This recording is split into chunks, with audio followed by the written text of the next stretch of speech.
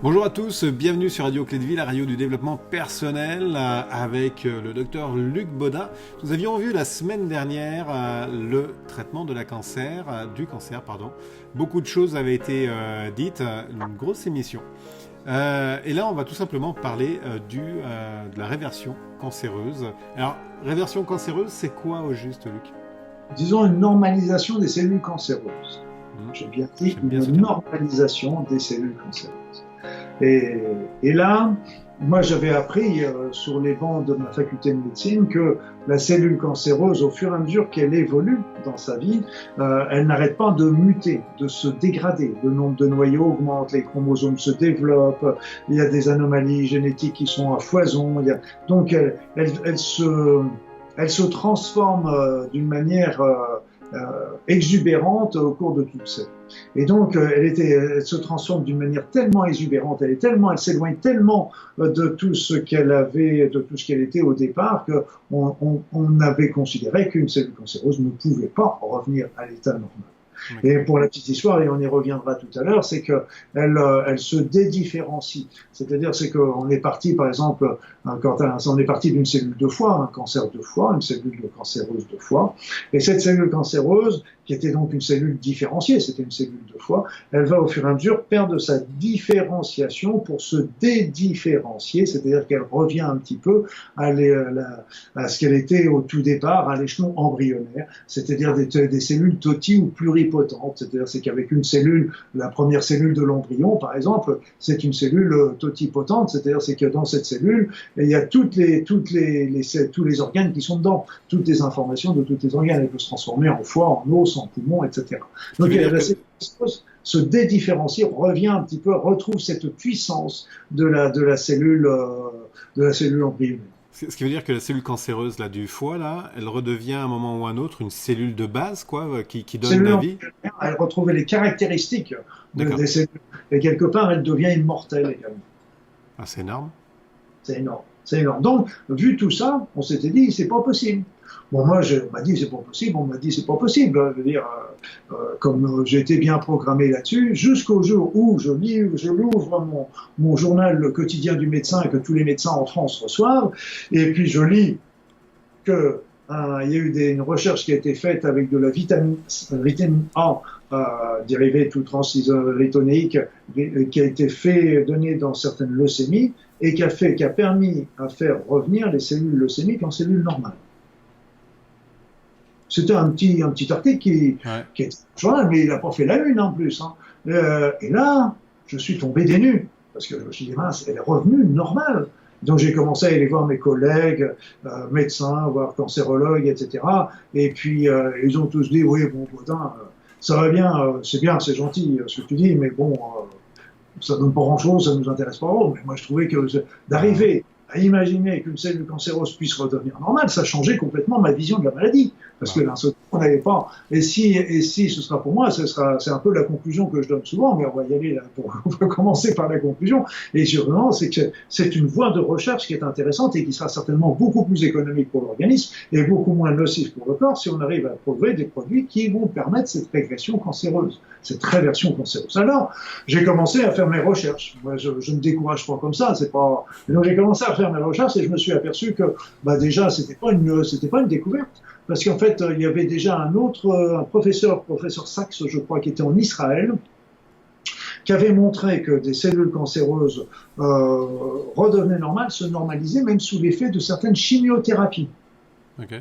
Ça veut dire que les chimiothérapies, on pense d'ailleurs que quand on fait une chimiothérapie, évidemment, le but est de détruire ces cellules cancéreuses, mais il semblerait qu'il y en a un certain nombre, on pense même que ça pourrait être dans les 20 ou 30%, qui se normalisent.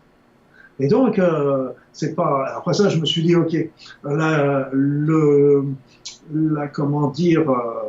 leucémie qui était en question, c'était une leucémie qui avait un problème au niveau génétique par rapport à la vitamine A. Bon, je me suis dit, alors peut-être que c'était un cas l'exception qui confirme la règle. C'était un problème génétique sur la vitamine A, on amène de la vitamine A et ça solutionne le problème. Bon, alors je me suis dit, est-ce que ça on peut l'obtenir avec d'autres? Et donc là, c'est là que j'ai commencé à rechercher, puis je me suis aperçu, par exemple, même la vitamine A donne des réversions aussi cancéreuses dans certains cancers de la prostate, du col de l'utérus, etc., etc. Donc, ce n'était plus un épiphénomène, c'est qu'on pouvait avoir des résultats. Alors, elles vont pas, la vitamine A n'avait pas transformé toutes les cellules cancéreuses en cellules normales, mais elle arrivait quand même à faire une réversion cancéreuse. Et on s'est aperçu après que dans la littérature, on annonce comme ça que pas mal de produits, même comme le Viscomalbum, utilisé par les anthroposophes, même la bromélaïne, qui est une enzyme tirée de la tige de l'ananas, etc., auraient aussi des capacités de faire régresser. On pense aussi à la vitamine D qui va travailler sur les chromosomes et donc qui va se transformer en thymostérine puis en thymostérone et qui va agir dans les noyaux et donc ça va permettre la réparation du chromosome, donc ça va entraîner soit la destruction, la mort, l'apoptose de la cellule cancéreuse, soit sa réparation. Et donc, la vitamine C, on pense que c'est aussi quelque chose qui est important. On a même aussi des thérapies qui nous montrent que ces thérapies, c'est des thérapies de dédifférenciation, de redifférenciation, pardon, parce que c'est des thérapies avec des vitamines, avec des oligo-éléments qui sont faits aux États-Unis. Et donc, on donne ces produits parce que ces cellules cancéreuses, comme j'ai dit tout à l'heure, sont dédifférenciées. Donc, si ce sont des produits naturels qui permettent une redifférenciation de la cellule cancéreuse, quand elle se redifférencie, à ce moment-là, soit elle se suicide, soit elle se répare également. Donc j'avais parlé aussi dans le précédent des expériences de Madame Bissell qui montrait aussi que selon le milieu extracellulaire, eh bien un milieu extracellulaire défavorable provoquer des mutations, mais un milieu extracellulaire favorable va favoriser les réparations aussi. Donc on parlera aussi des phénomènes d'épigénétique. On s'est aperçu que selon le mode de vie, on va ouvrir ou fermer des cellules, des gènes cancéreux ou des gènes de bonne santé. Donc ces phénomènes sont assez troublants et là, encore plus troublant, c'est que d'une manière spontanée dans les tumeurs cancéreuses, eh bien, on sait qu'il y a des cellules cancéreuses qui vont devenir spontanément normales. D'accord. On les a même appelées les cellules révertantes. Alors, c'est sûr que pour qu'une cellule normale devienne cancéreuse, il faut à peu près dans les 2000 à 3000 mutations génétiques pour arriver au stade du cancer.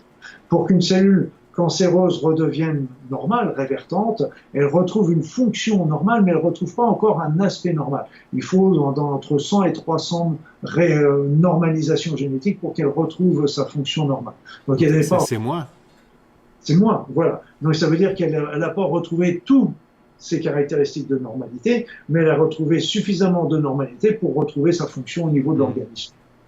Donc pour moi, ça a été une révélation parce que je me dis mince, mais dans l'avenir, on pourrait travailler à ce moment-là avec des produits naturels, voire même chimiques, peu importe, on s'en fiche. Le principal, c'est d'arriver à faire revenir ces cellules cancéreuses. Et moi, j'utilisais souvent cette argumentation-là pour les personnes qui utilisaient beaucoup les techniques de visualisation. Oui, justement. Voilà, parce qu'elle me disait, moi je fais de la visualisation sur mon cancer. Je disais, ok, mais qu'est-ce que vous faites? Elle me dit, c'est pas difficile, je vois mes cellules cancéreuses, je vois mes cellules immunitaires, et puis je vois mes cellules immunitaires qui vont attaquer les cellules cancéreuses pour les détruire. Et oui, c'est intéressant, mais ça n'empêche que votre corps, pendant ce temps-là, c'est un sacré champ de bataille. Et donc, et si on prend le problème à l'envers, et si on prend le problème différemment, plus exactement, et si on se dit, ok, ces cellules cancéreuses, si elles sont devenues cancéreuses, c'est qu'elles avaient une bonne raison pour l'être. Parce que justement, moi, peut-être mon mode de vie, mon mode de pensée a fait que... C'est ce qu'on avait discuté un petit peu avant, justement, de l'impact du déclencheur, quoi. Du facteur déclenchant. Donc, elles ont une raison pour ça. Et donc, là, plutôt que de les attaquer encore et d'aggraver encore la situation, et si on leur envoyait de l'amour, c'est un petit peu comme pour les enfants qui font les enfants fugueurs. Donc, pour les faire revenir, on va pas commencer à les enguirlander. Donc, on va plutôt les envoyer de l'amour en disant, ok, j'ai compris pourquoi tu fuguais, je vais faire des efforts, on va changer les choses à la maison, mais reviens, tu nous manques, on t'aime, etc. Et donc là, c'est pareil. ok, tu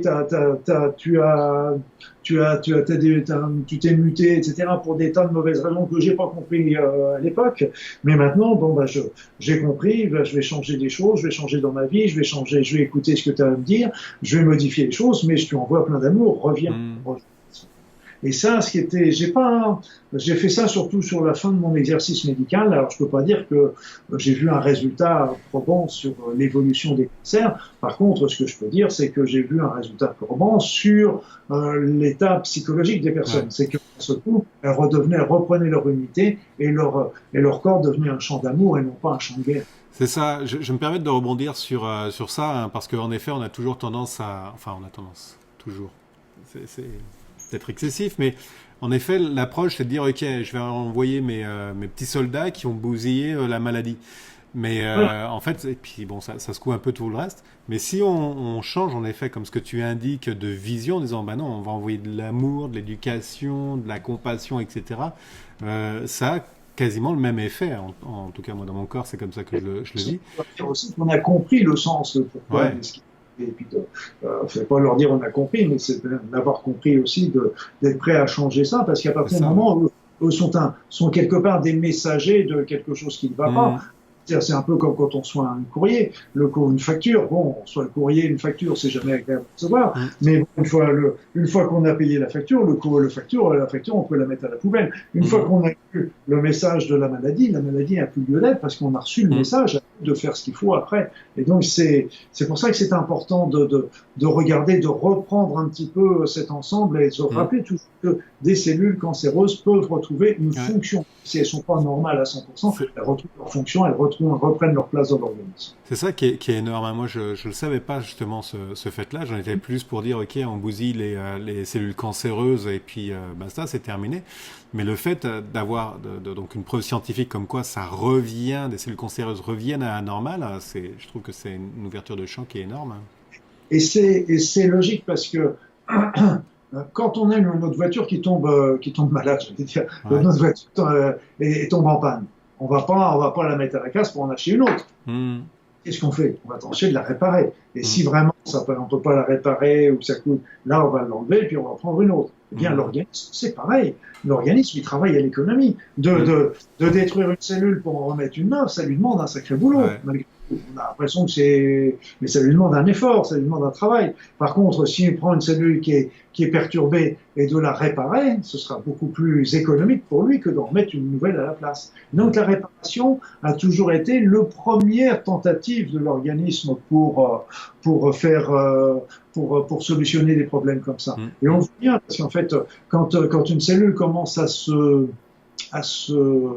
cancériser, la première tentative, c'est de se dire, on va tenter de la réparer. Si les mécanismes de réparation ne se font pas, après ça, on va se dire, ok, on va lui demander qu'elle se suicide. Et si le mécanisme de l'apoptose, du suicide cellulaire ne marche pas, on va lui envoyer des lymphocytes natural killer pour la détruire. Et donc c'est simplement si les natural killer ne marchent pas encore, qu'à ce moment-là, la tumeur va commencer. Donc il a fallu, mais la première étape, c'est la réparation. Ouais. C'est le bon sens, hein, de toute façon, c'est clair. J'aime bien ton image de la voiture. Hein.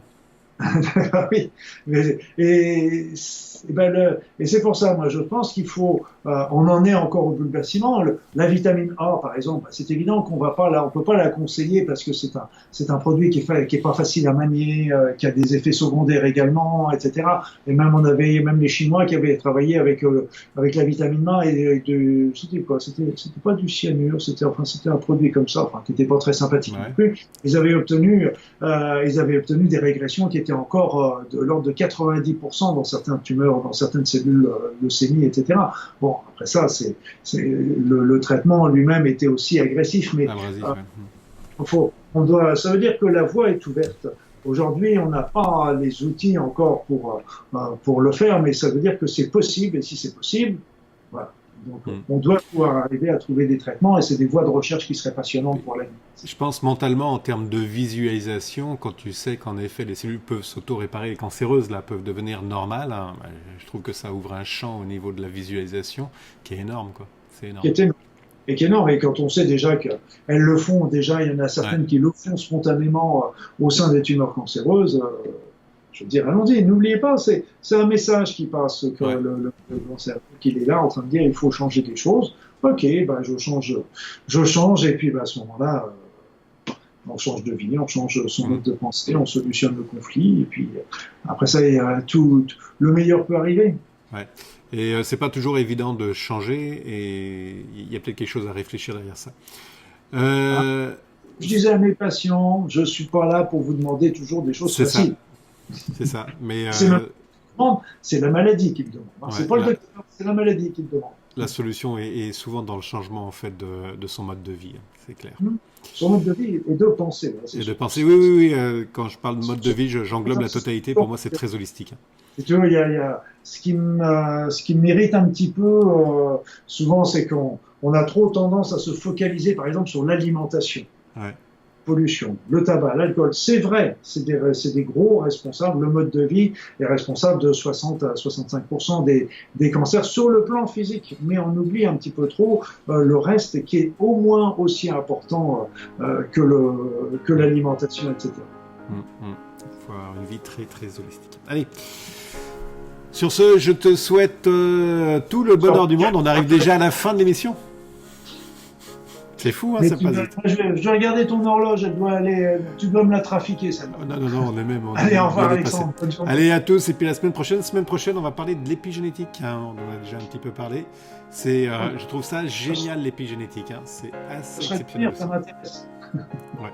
Allez, à tous, bye bye, Luc, ciao. Bye bye.